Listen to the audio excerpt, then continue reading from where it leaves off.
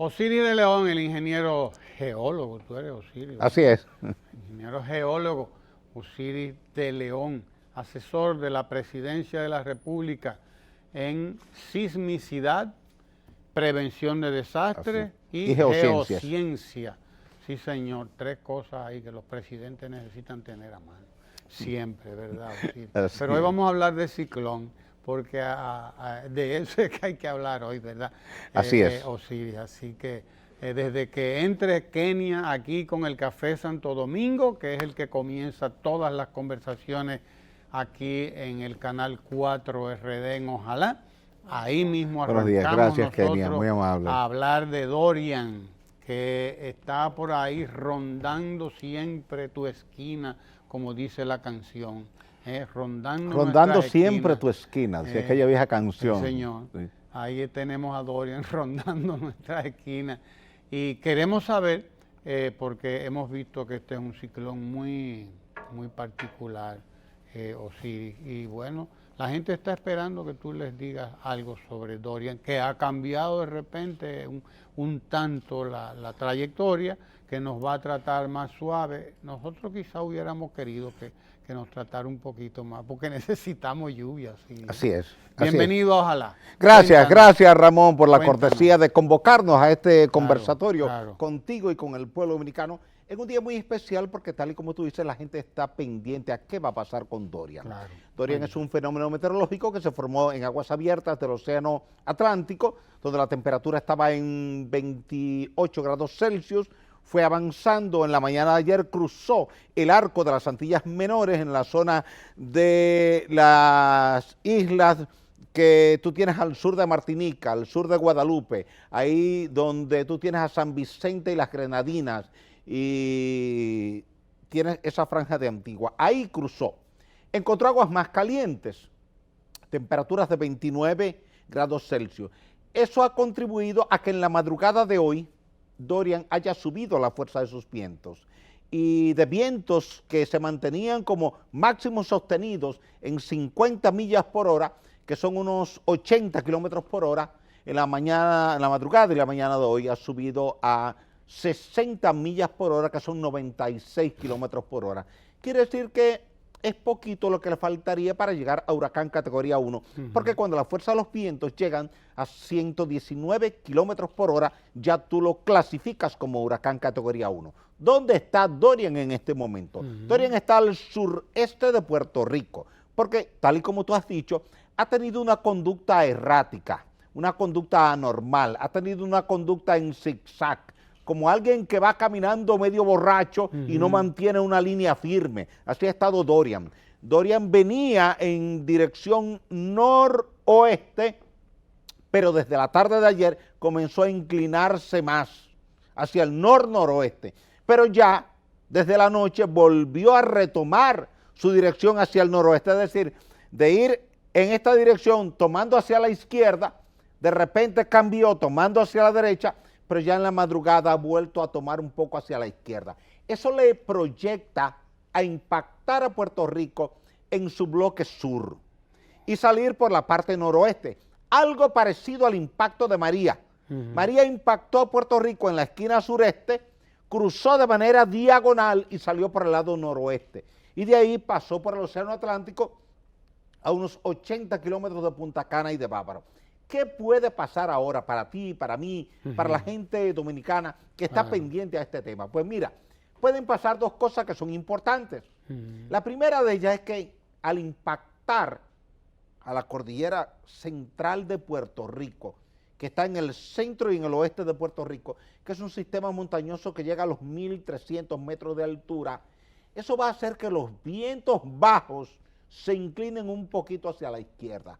Cualquier inclinación hacia la izquierda le acerca a ti, a República Dominicana. Cualquier inclinación hacia la derecha le aleja de ti. Es decir, si se mueve hacia el este, se aleja de ti. Si se mueve hacia el oeste, se acerca a ti, a República Dominicana.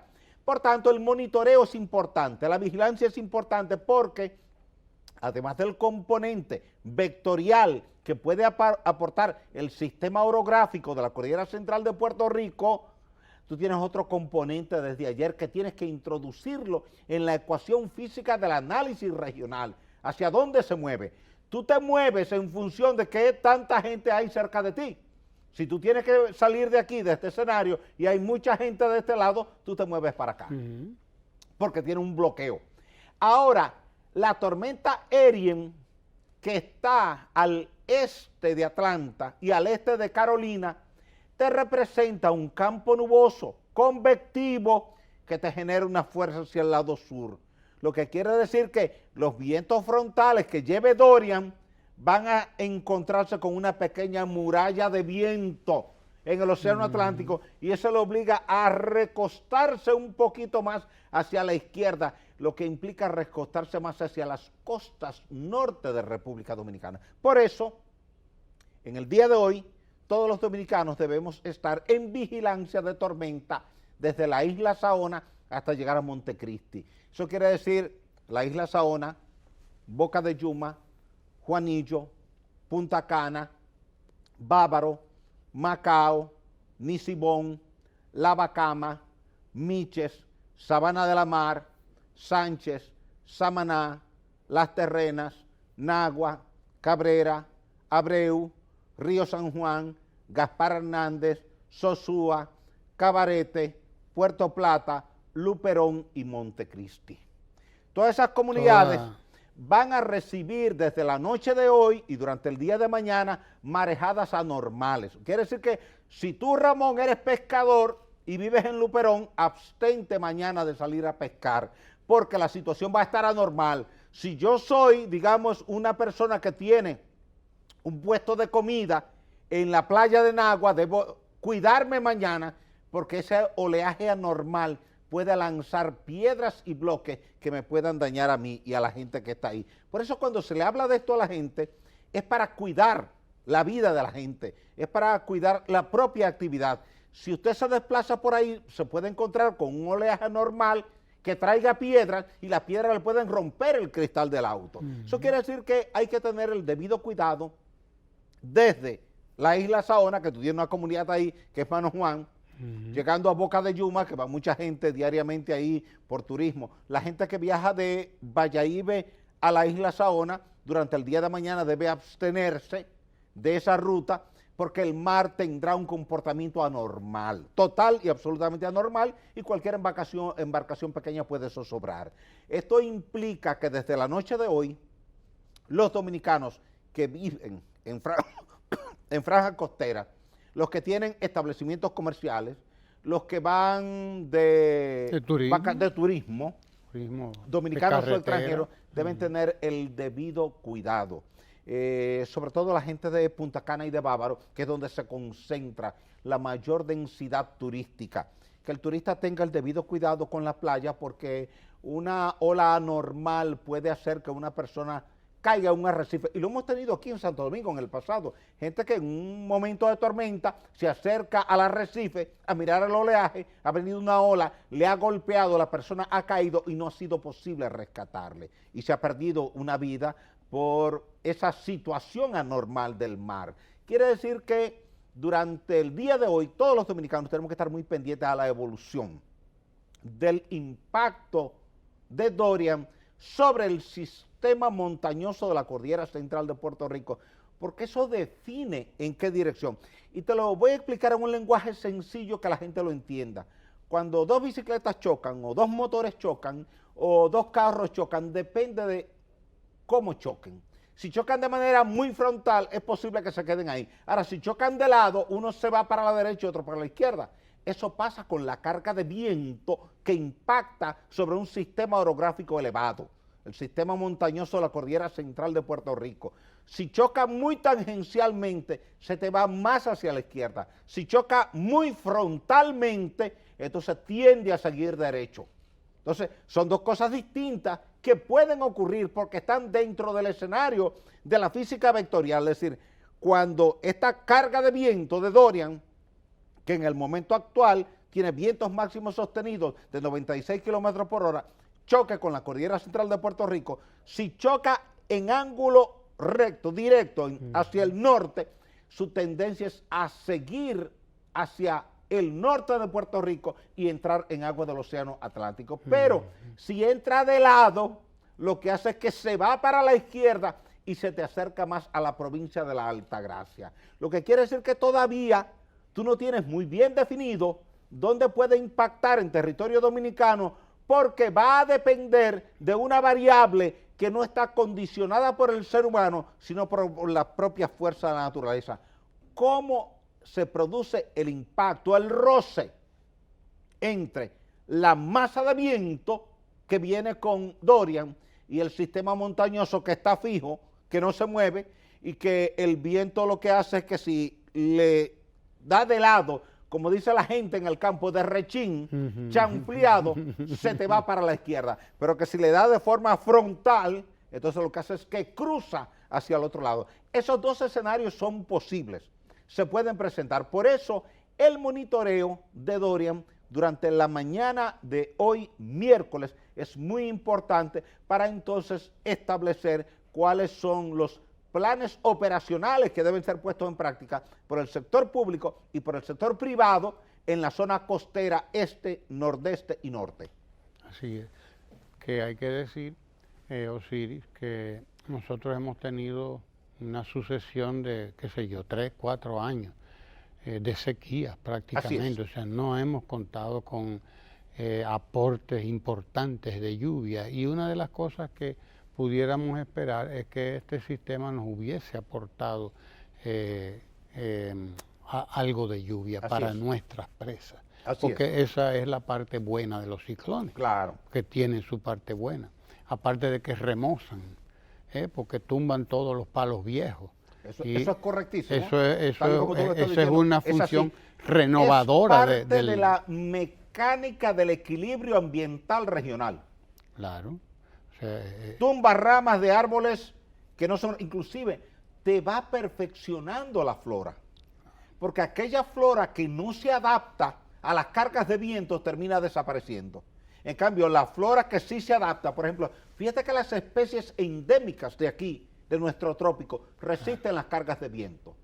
Claro. Por ejemplo, la caoba te resiste el viento. Claro. La palmacana te resiste. Esa palmacana que tú tienes al Malcón ha aguantado todos los huracanes. Todos los huracanes. Aguantó a San Zenón, todos. A David, a York, y está ahí. ¿Por qué? Porque la estructura es tan rígida, pero es por una evolución genética que le fue exponiendo durante milenios a las cargas de viento y fue desarrollando una estructura resistente a la carga de viento. Hay especies forestales que tú las traes de otras latitudes donde no hay huracanes y con cualquier brisa se caen, porque no tienen esa información genética de resistencia a cargas de viento. Entonces, por eso el huracán es importante, porque él te va mejorando las condiciones de la flora propia de tu región, pero al mismo tiempo te distribuye el polen.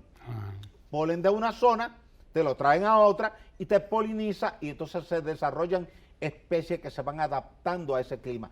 Y lo más importante, te traen vapor de agua de una zona húmeda a una zona seca. Siempre el huracán ha traído más beneficios que perjuicios, porque en el momento tú te molestas con el huracán, porque tú ves el tendido eléctrico colapsado, el tendido telefónico colapsado, tú ves los acueductos dañados en las obras de toma, muchas casas dañadas, pero viene el aspecto importante que tú señalas, el agua. El agua es vida. Por eso los hindúes esperan cada año el monzón. Y saben que con el monzón pueden morir 100.000, 150.000, 200.000 personas, pero que sin el monzón pueden morir 1.000 millones de hambre. Entonces prefieren que venga esa lluvia torrencial que inunda por todas partes, pero es lo que le da vida a la agricultura, que sustenta la alimentación de cada uno de ellos. Así pasa en nuestras regiones. Tus presas hoy día, que son 34, están en los niveles más bajos que tú recuerdes.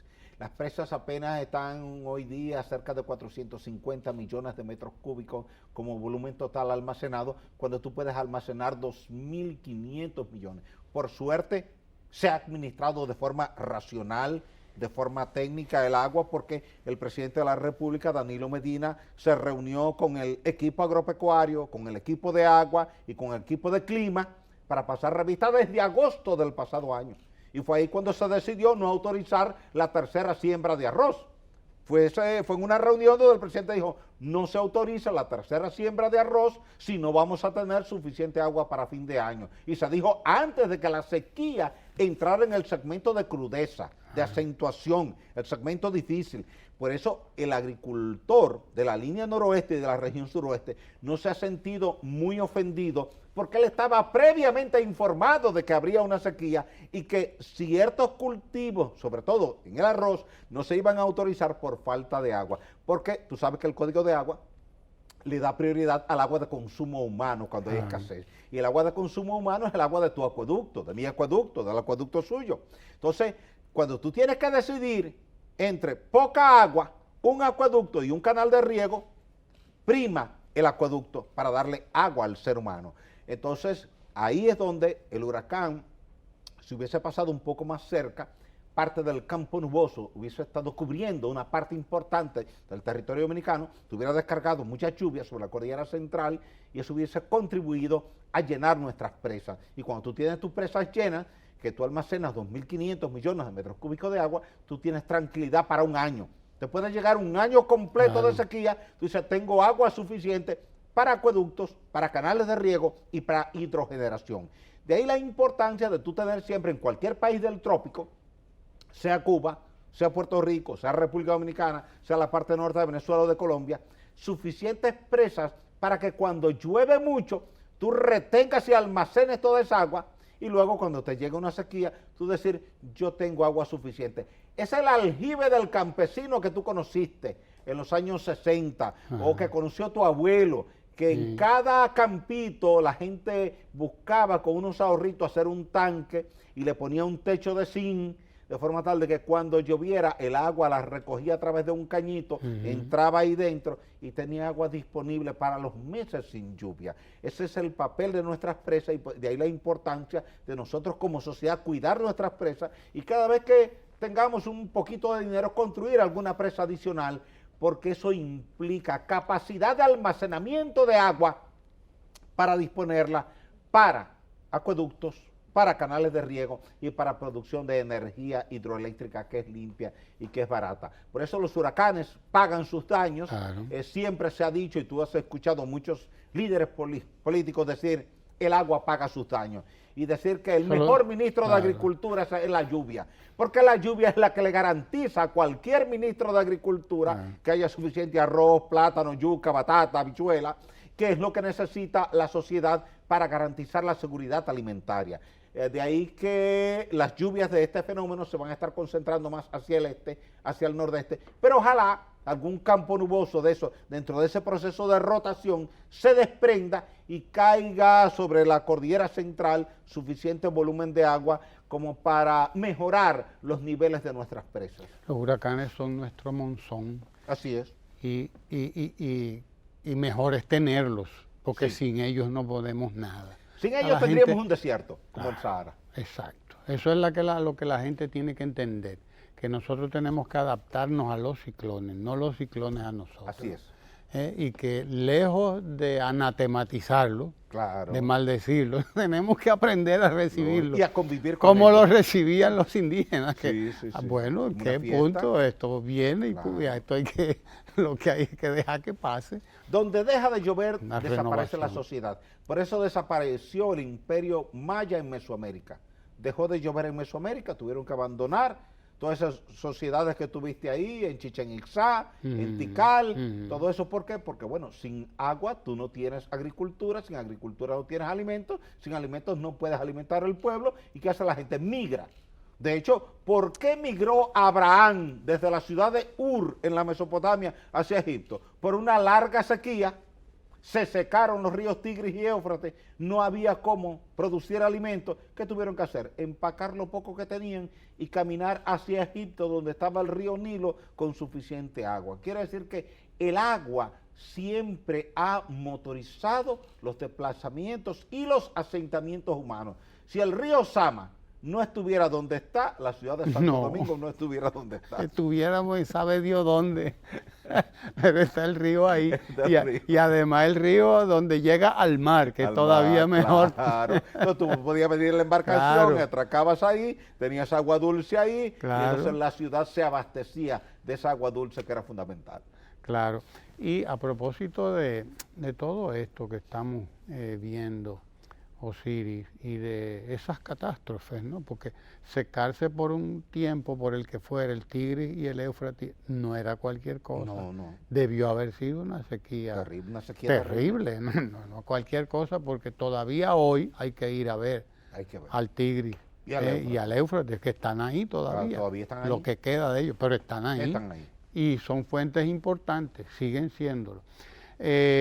Nosotros estamos... el origen de la civilización comenzó ahí empezó, en el agua, al ladito del agua, siempre. Nosotros estamos pues abocados a grandes cambios y aprovecho la presencia tuya, desde luego, para reflexionar un poco sobre esta desgracia que está ocurriendo con el Amazonas. Así es. Porque eso es una desgracia. Es una desgracia. Y no una desgracia cualquiera. La vamos a sentir en el momento que sea, pero la va a sentir el planeta entero. Porque estamos hablando de un sistema que impacta de manera global, impacta el planeta, y lo que estamos viendo allí es una hecatombe. Realmente, ¿qué esperar? Después que uno ha visto que estamos en un momento crítico, además, porque aquí, por ejemplo, sentimos, este ha sido un año de sequía. Ha llovido un poco aquí y allá, por suerte, y eso nos ha permitido. Sí, la segunda mitad de mayo llovió. Llovió algo, pero junio volvió y se resecó. Pero se reseca. Y el año pasado lo mismo. Sí. Y el antepasado prácticamente lo mismo. O sea, Irma y María pasaron, pero pasaron por allá, por donde está Dorian. O sea, no nos dejaron la toda cantidad la lluvia de agua que tú hubieras querido. Exacto, lo mismo que va a ocurrir con Doria. Así probablemente. Estamos en una situación, probablemente, no sé, el niño, alguien, la que está gravitando, y además ahora agregarle lo que está ocurriendo en el Amazonas, es decir, bueno, preparémonos porque lo que viene no es chiquito, es probablemente una desgracia, ¿entiendes? ¿Qué reflexión podemos? Mira, el tema de la Amazonía es un tema sumamente importante de analizar y se va a estar analizando por mucho tiempo, porque todas las vistas de todo el planeta Tierra están hacia allá. Todo el mundo pone su vista hacia allá, hacia la Amazonas. ¿Por qué? La Amazonía es la zona verde más extensa hoy día, que está en un solo país. Tú estás hablando de unos 5.000 kilómetros cuadrados de extensión superficial. Tú estás hablando de 500.000 hectáreas de bosques primarios, bosques que están ahí desde antes de que el ser humano apareciera sobre el planeta Tierra. La Amazonía es responsable de esa cuenca amazónica y es responsable de una parte importante del equilibrio biológico y ambiental del planeta Tierra. ¿Qué ha pasado? Desde hace décadas, sectores agrícolas y sectores ganaderos han querido tomar posesión de la Amazonía porque al ser un bosque virgen se entiende que eso no tiene dueño y que yo puedo llegar a un bosque que no tiene dueño y tomar un segmento para mí. Y comienzo con un proceso normal de desmonte de la flora que está ahí. Talo el bosque. Que se ha hecho aquí también. Pues se hizo aquí. Aquí se hizo también. La Cordillera Central se hizo, y la Sierra de Neiva y Sierra de Bajaruco. Sí, señor. Aquí teníamos para 1920 un 80% de cobertura forestal. Y los aserraderos nos dejaron apenas un 12% ya para 1965. Y si aquí no se prohíbe, mediante el decreto 20967, los aserraderos, aquí no quedaron bosques, no quedaron árboles, tuviéramos como en Haití, todo pelado. Y fíjate que mucha gente se molestó cuando se prohibieron los aserraderos, porque había toda una economía construida alrededor de los aserraderos. Y entonces se va a quedar gente sin el sustento diario. ¿Y qué vamos a hacer con millares de seres humanos que se ganan la vida con la madera? Sí, pero estamos dañando el bosque. Y el bosque hace dos papeles que son fundamentales que la gente nunca puede subestimar. Número uno, antes de que el ser humano apareciera sobre el planeta, ya el bosque había aprendido a sintetizar el dióxido de carbono. Ese dióxido de carbono que salía con cada erupción volcánica, el bosque aprendió a respirarlo, a metabolizarlo, a combinarlo con el agua y lo convertía en un hidrato de carbono. Y ese carbono que tú ves en el árbol, que por eso tu bisabuelo, mi bisabuelo, tu bisabuela, mi bisabuela, compraban leña o compraban carbón vegetal para la cocción de los alimentos, es porque el árbol almacena carbono. Y almacena carbono porque ha tomado dióxido de carbono de la atmósfera. Por eso tú te sientes tan confortable cuando tú vas al Mirador del Sur, o al Mirador del Este, o al Mirador del Norte, y estás en el bosque, y tú sientes el aire tan agradable, y la temperatura tan agradable. Porque tu dióxido de carbono, cada vez que tú exhalas, tú estás eliminando el CO2 que trajo toda la hemoglobina al recorrer dentro de tu cuerpo. Tú lo exhalas. Si tú tomas con tu exhalación y la mandas al laboratorio, es CO2, es dióxido de carbono. ¿Y qué tú inhalas? Oxígeno. Bien. ¿Quién te aporta el oxígeno? El árbol. ¿Quién toma el CO2 para respirarlo? El árbol. Por eso hay una sincronía perfecta entre el ser humano y el árbol. Porque lo que tú botas, él lo toma, y lo que él bota, tú lo tomas. En la medida en que tú y yo, como seres humanos, desmontamos el bosque, perdemos capacidad de atrapar dióxido de carbono y perdemos capacidad de producir oxígeno. ¿Qué ocurre? Que tú vives en una sociedad industrial que a partir de 1950 ha dependido fundamentalmente de combustibles fósiles, carbón, petróleo, y del petróleo luego, mediante los procesos de refinamiento, sacaste gasoil, gasolina, Aptur, etcétera, etcétera, más los gases. ¿Qué ocurre? Cada vez que tú quemas en un auto, en una planta eléctrica, en una planta de cemento, en una industria, combustibles fósiles, estás emitiendo CO2. Si tú tuvieras la vegetación que tú tenías en el planeta para 1920, no se hubiese incrementado el nivel de CO2 en la atmósfera porque el bosque lo hubiera atrapado y lo hubiera metabolizado. Como tú has eliminado a nivel global cerca del 70% de la cobertura forestal, tú como sociedad has perdido el 70% de la capacidad de atrapar CO2. Pero además, tú cuadruplicaste tus emisiones de CO2. Quiere decir, hiciste dos cosas erróneas.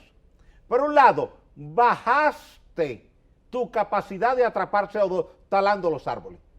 Segundo, subiste tu producción de CO2. En consecuencia, en la atmósfera, el nivel de CO2 hoy día está en 410 y 412 partes por millón, que es lo que te está produciendo el calentamiento global.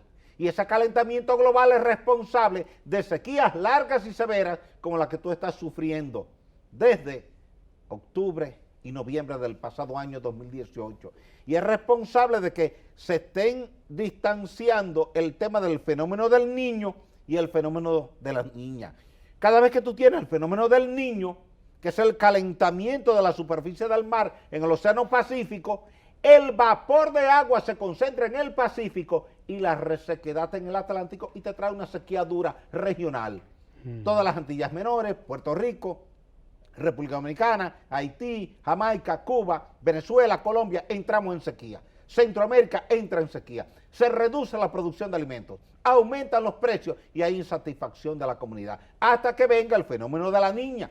Entonces, cuando viene la niña, que se invierte el proceso, entonces el vapor de agua se concentra aquí en el Atlántico y la resequedad en el Pacífico, y entonces todo ese vapor de agua es que te genera lluvias torrenciales y ahí donde tú necesitas las presas para retenerlo. Fíjate que el planeta es un equilibrio. En la medida en que tú desmontas el bosque de la Amazonía para agricultura y para ganadería, sigues perdiendo capacidad de atrapar CO2, sigues perdiendo capacidad de producir oxígeno, y eso termina siendo catastrófico en un planeta donde las temperaturas medias ya han subido 1.2 grados Celsius por encima de lo normal que teníamos para 1950, con el agravante de que para 2050 esto podría llegar a 2 grados Celsius, aumentarán las enfermedades como el dengue, la malaria. Preocupa a la Organización Mundial de la Salud, que estima que en las próximas décadas cada año podrán estar muriendo cerca de 250,000 personas más por efecto directo del cambio climático. Tendrás huracanes más potentes, tendrás más daño por los huracanes, tendrás sequías más largas, por tanto, menos producción de alimentos. Eso pone en peligro la seguridad alimentaria De ahí que cuidar el bosque debe ser una responsabilidad primaria, no solamente en la Amazonía, sino en el planeta entero. Y todos los países debíamos ponernos de acuerdo, como nos pusimos de acuerdo en la cumbre de Río de Janeiro en 1992, de proteger el medio ambiente y legislar para tener leyes rigurosas de protección al medio ambiente, que a partir de ahora todos los sectores, el sector empresarial, el sector gubernamental, el sector religioso, los sectores sociales, salgamos permanentemente a reforestar, porque cada árbol es capaz de atrapar 8 kilogramos de dióxido de carbono al año, y en la medida en que repoblemos el bosque a nivel global, en esa medida podremos volver a los niveles de concentración de CO2 que tendríamos para 1950, y ahí desaparecería el efecto del cambio climático. Quiere decir que el tema del cambio climático, que es un problema hoy día, es reversible si y solo si hacemos dos cosas. Primero, aumentamos la densidad forestal a nivel mundial.